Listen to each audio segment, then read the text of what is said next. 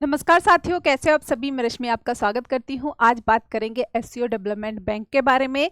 ये जो दोस्तों संघाई कोऑपरेशन ऑर्गेनाइजेशन जो है, तो उसमें एक स्ट्रक्चर ऐसा बनने वाला है, यानी कि एक डेवलपमेंट बैंक बनाया जाएगा जो अल्टीमेटली इंफ्रास्ट्रक्चर डेवलपमेंट को प्रमोट करेगा सदस्य देशों के लिए। तो दोस्तों उनको जो है लोन मिल सकेगा इंफ्रास्ट्रक्चर डेवलपमेंट करने के लिए। तो दोस्तों मैं हूँ रश्मि, आप देख रहे हैं मुद्दा आजकल। तो दोस्तों आशा यही है कि आप सुपर स्वस्थ रहें। तो दोस्तों इसमें समझेंगे हम कि ये जो है, ये नया डेवलपमेंट बैंक जो बन रहा है, तो ये क्या है। तो दोस्तों अभी जो है समिट चल रही थी एक संघाई कोऑपरेशन ऑर्गेनाइजेशन की, और ये 2025 में यानी कि 25वीं ही समिट थी ये।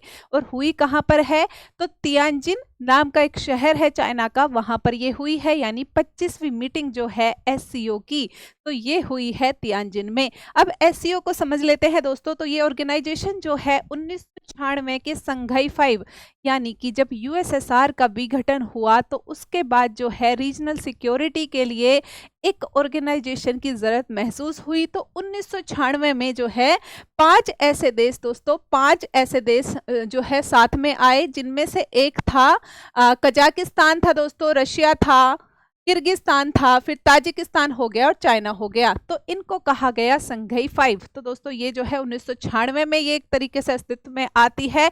लेकिन जब उज्बेकिस्तान इसमें 2001 में जो है शामिल होता है, तो तब इसको कहा जाता है संघाई कोऑपरेशन ऑर्गेनाइजेशन। अब 2017 में भारत और पाकिस्तान भी इसमें जो है शामिल हो गए हैं। और उसके बाद दोस्तों 2023 की बात करें तो 2023 में ईरान इसमें शामिल हो चुका है, और 2024 में बेलारूस भी इसमें शामिल हो चुका है।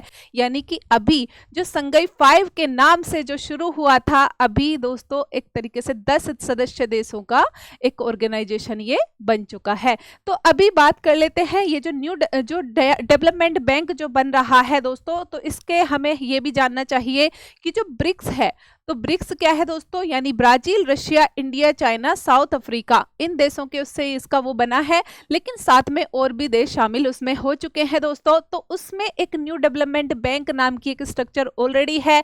फिर 2014 में चाइना ने एक एशियन इंफ्रास्ट्रक्चर इन्वेस्टमेंट बैंक बनाया था, जिसमें भारत भी दूसरे नंबर का शेयर होल्डर है। लेकिन अगर बोरोइंग की अगर हम बात करें कि उधार कौन लेता है सबसे ज्यादा, तो भारत ही लेता है सबसे ज्यादा एशियन इंफ्रास्ट्रक्चर इन्वेस्टमेंट बैंक से। और उससे होता क्या है दोस्तों, तो उससे जो है इंफ्रास्ट्रक्चर डेवलपमेंट के लिए, यानी सड़कें बनाने के लिए, पुल बनाने के लिए, तो उसके लिए जो है एक तरीके से लोन ले सकते हैं। तो दोस्तों इसकी जरूरत क्यों है, क्योंकि जो वर्ल्ड ऑर्डर है, तो ज्यादातर ये देखने को मिलता है कि वर्ल्ड बैंक हो गया, आईएमएफ जैसी संस्थाएं हो गई, तो दोस्तों इनमें जो है वेस्टर्न इन्फ्लुएंस देखने को मिलता है, यानी पश्चिमी देशों का दबदबा इनमें देखा जाता है। और डॉलर जो है, यानी कि डॉलर में ही ज्यादातर ट्रेड जो है होता है, यानी कि जितना भी ट्रेड जो होता है ज्यादातर देखा जाता है कि वो डॉलर में हो रहा है, यानी मेजर पोर्शन उसका।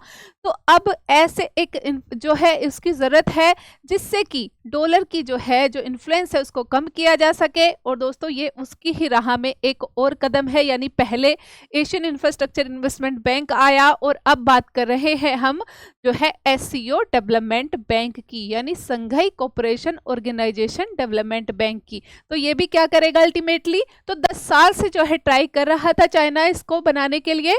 फिर 2025 में तियानजिन समिट में जो है इसको, अभी जो समिट हुई है 25वीं, तो औपचारिक मंजूरी मिल गई है।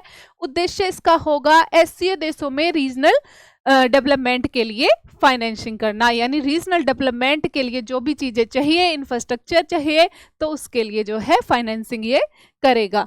तो दोस्तों इसमें यही समझना होगा कि ये अभी का जो है इंफ्रास्ट्रक्चर प्रोजेक्ट को फाइनेंस करेगा, ट्रेड, इन्वेस्टमेंट और सोशल डेवलपमेंट को सपोर्ट करेगा, मल्टीपोलर वर्ल्ड ऑर्डर को मजबूत करेगा।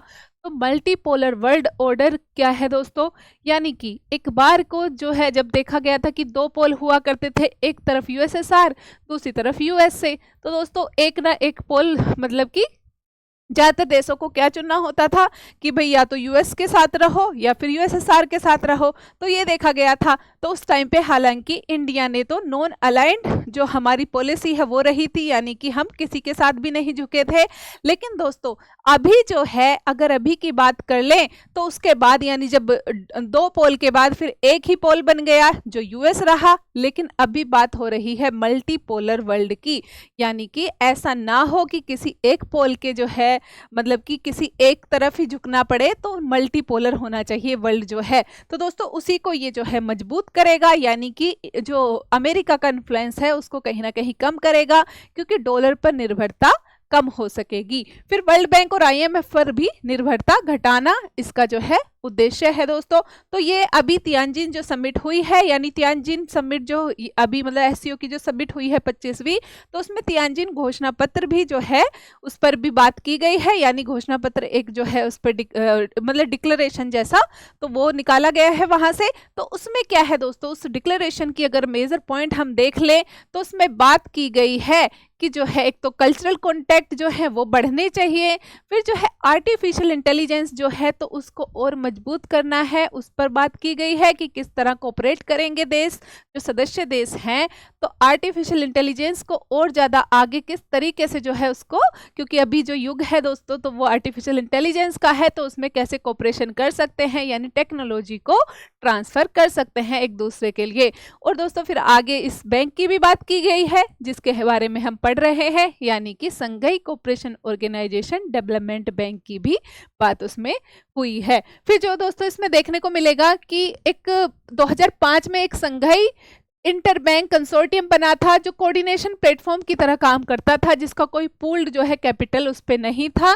और ब्रिक्स जो न्यू डेवलपमेंट बैंक है तो उसके बारे में हम जानते ही हैं। फिर एआईआई भी है, यानी एशियन इंफ्रास्ट्रक्चर इन्वेस्टमेंट बैंक, जो पहले से कार्य कर रहा है। तो दोस्तों अब आगे देखना होगा कि ये जो नया डेवलपमेंट बैंक जो बन रहा है, यानी कि नया एससीओ डेवलपमेंट बैंक जो बन रहा है, तो ये किस तरीके से जो ये मतलब कि इंफ्रास्ट्रक्चर डेवलपमेंट में यानी रीजनल डेवलपमेंट में जो सदस्य देश हैं उनके डेवलपमेंट में कितना जो है कारगर होगा, और इसके क्या क्या टर्म एंड कंडीशन होंगे तो वो आगे जानने को मिलेंगे, क्योंकि ये मेंबर्स जो कंट्रीज हैं उन्हीं को जो है ये लोन प्रोवाइड करेगा। अभी तक तो इतना ही है, बाकी जो है दोस्तों इसके बारे में जो और रूल रेगुलेशन आएंगे तो हम इस पर जरूर बात करेंगे। तो दोस्तों इसी के साथ मैं ये समाप्त करना चाहूंगी। नमस्ते।